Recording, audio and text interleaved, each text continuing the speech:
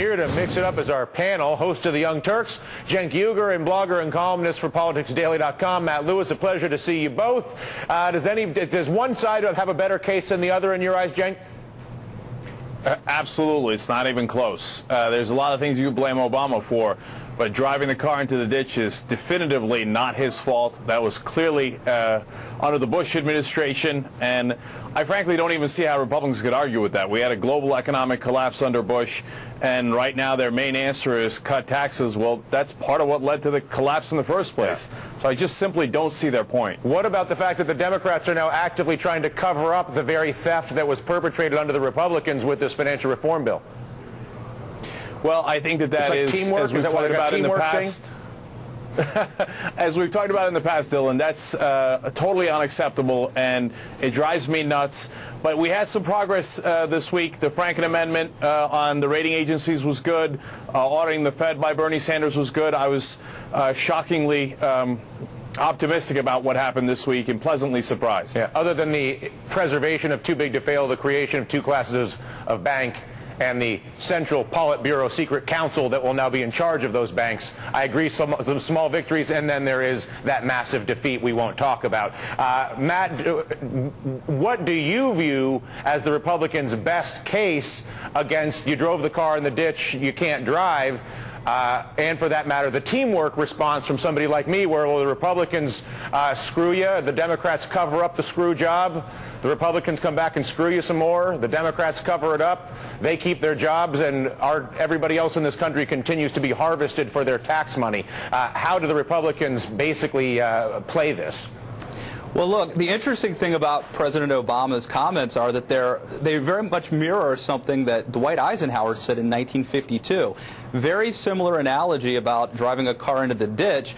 The difference is that when Dwight Eisenhower said it in 1952, the opposing party had had the presidency for 20 years and had had the Congress for 4 years, Dylan. We're at a point now where Democrats have controlled the Congress and the Senate for 4 years.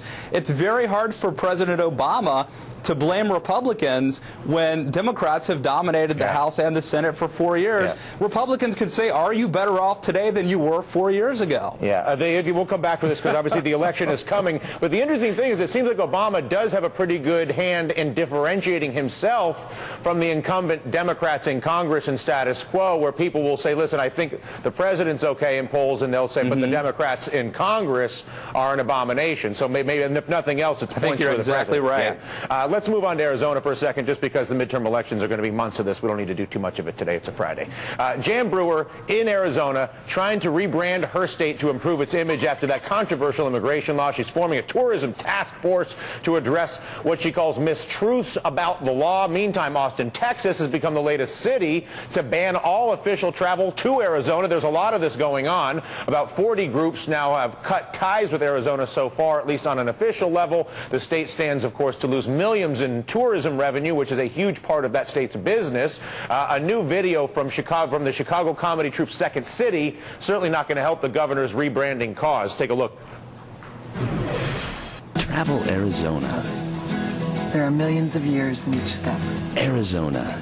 We stepped outside for some fresh air, and it became our second wind. Arizona. Wide open landscape and lots. Arizona. It's not for everybody.